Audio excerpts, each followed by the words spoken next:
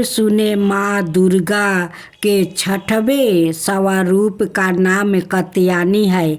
इनका कात्यायनी नाम पड़ने की गाथा इस प्रकार है। कात्य नाम का एक प्रसिद्ध महर्षि थे। उनके पुत्र ऋषि कात्या हुई। इन्हीं कात्या के गोत्र में विश्व प्रसिद्ध महर्षि कात्यायन उत्पन्न हुए थे। इन्होंने भगवती पराम्बा की उपासना करते हुए बहुत बरस तक बड़ी कठिन तपस्या की थी। इनकी इच्छा थी कि माँ भगवती उनके घर पुत्री के रूप में जन्म ले। माँ भगवती ने उनकी यह प्रार्थना स्वीकार कर ली थी। कुछ काल पश्चात जब दानव महिषासुर का अत्याचार पृथ्वी पर बहुत बढ़ गया, तब भगवान ब्रह्मा विष्णु महेश तीनों ने अपने अपने तेज का अंश देकर महिषासुर के विनाश के लिए एक देवी को उत्पन्न किया। महिष कात्यायन ने सर्वप्रथम इनकी पूजा की। इसी कारण से यह कात्यायनी कहलाई। ऐसी भी कथा मिलती है कि ये महिषी कात्यायन के वहाँ पुत्री रूप में उत्पन्न भी हुई थी।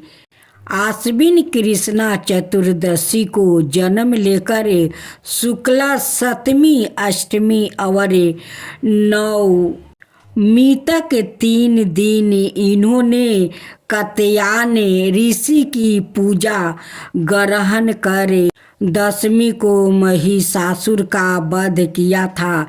माँ कात्यायनी अबोघ्य फलदायिनी है। भगवान कृष्णा को पति रूप में पाने के लिए ब्रज की गोपियों ने इनकी पूजा काली नदी यमुना के तट पर की थी। यह ब्रज मंडल की अधिष्ठात्री देवी के रूप में प्रतिष्ठिता है। इनका स्वरूप अत्यंत ही भाव और दिव्या है। इनका वर्ण स्वर्ण के समान चमकीला और भास्वर है। इनकी 4 भुजाएं है। माता जी का दाहिनी तरफ का ऊपर वाला हाथ अभय मुद्रा में है और नीचे वाला वर मुद्राएं में है। बाईं तरफ के ऊपर वाले हाथ में तलवार और नीचे वाले हाथ में कमल पुष्प सुशोभित है। इनका वाहन सिंह है। दुर्गा पूजा के 6वें दिन इनका स्वरूप की उपासना की जाती है। उस दिन साधक का मन अज्ञान चक्र में स्थित होता है। योग साधना में इस अज्ञान चक्र का अत्यंत महत्वपूर्ण स्थान है। इस चक्र में स्थित मन वाला साधक माँ कात्यायनी के चरणों में अपना सबर निवेदित कर देते हैं। परिपूर्ण आत्मदान करने वाले ऐसे भक्तों को सहज भाव से माँ कात्यायनी के दर्शन प्राप्ति हो जाते हैं। माँ कात्यायनी की भक्ति और उपासना द्वारा मनुष्यों को बड़ी सरलता से अर्थ धर्म काम मोक्ष चारों फलों की प्राप्ति हो जाती है। वो इस लोक में स्थित रहकर भी अलौकिक तेज और प्रभाव से युक्त हो जाता है। उसके रोग शोक संताप भय आदि समर्था विनाश हो जाते हैं। जन्म जन्मांतर के पापों को विनाश करने के लिए माँ की उपासना से अधिक सुगम और सरल मार्ग दूसरा नहीं है। इनका उपासक निरंतर इनके सातरिध में रह कर परम पद का अधिकारी बन जाता है।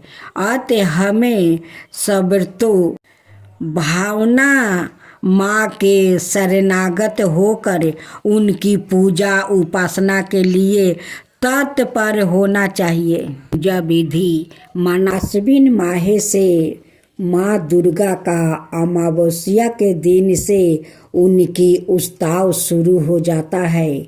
उस दिन क्योंकि जय लोग गाते हैं, उस दिन से माँ दुर्गा का पूजा शुरू हो जाता है। तो आइए माँ दुर्गा का भजन सुनते हैं। चरते आसीनावाए दुर्गा मैया माँ चले बाटे हो सोर। चरते आसीनावाए दुर्गा मैया माँ चले बाटे हो सोर। अवतारी दुर्गा मैया घरवा हो हमारे। अवतारी दुर्गा मैया घरवा हो हमार। स्नेहवा लगवानी ये दुर्गा हम हो तोहार। स्नेहवा लगवानी ये दुर्गा हम हो तोहार। कब आई है दुर्गा बेटी घरवा हो हमार। कब आई है दुर्गा बेटी घरवा हो हमार। बाजार से काला सवाले आईनी गंगा जलवा भर। बाजार से काला सवाले आईनी गंगा जलवा भर। काला सा बैठाए में दुर्गा हम हो तोहार। काला सा बैठाए में दुर्गा हम हो तोहार। आसरा लगवले बानी, आसरा लगवले बानी दुर्गा मैया हो तोहार। आसरा लगवले बानी दुर्गा मैया हो तोहार। कब अबू हमारा घरवा छुआ में चरण तोहार। कब अबू घरवा हमारा छुआ में चरण तोहार। बाजारवा से फालावा ले आईनी हम हो तोहार। बाजारवा से फालावा ले आईनी हम हो तोहार। भोगवा लगाए बे दुर्गा अपना हाथवा से तोहार। भोगवा लगाए में दुर्गा अपना हाथवा से तोहार। इहे बायस ने हवाए दुर्गा तोहारा पर हमार। इहे बायस ने हवाए दुर्गा तोहारा पर हमार। चढ़ते आसीनावा ए दुर्गा मैया माँ चले बाटे हो सोर। चढ़ते आसीनवा ये दुर्गा मैया चले बाटे हो सोर। आवतारी दुर्गा मैया घरवा हो हमार। असने हवा लगवनी ये दुर्गा हम हो तोहार। कब ये दुर्गा बेटी घरवा हो हमार। बाजारवा से काला सालियनी गंगा जलवा भर। काला सा बैठाए में दुर्गा हम हो तोहार।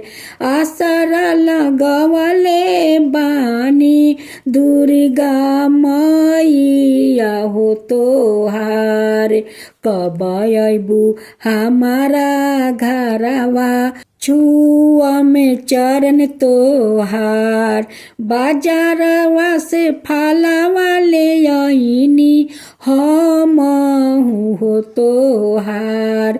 बाजारवा से फलवा ले आईनी हम हो तोहार।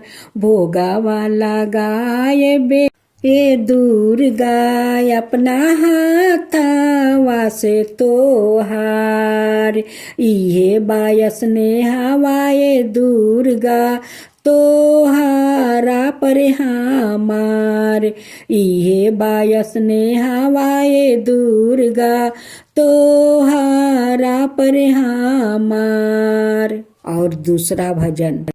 गौरा बारी नाई हारावा में लेके गणेश। गौरा बारी नाई हारावा में लेके गणेश। भोला करेलन बहाना गौरा चला अपना देश। भोला करेलन बहाना गौरा चला अपना देश। कायला सवाया केले बानी।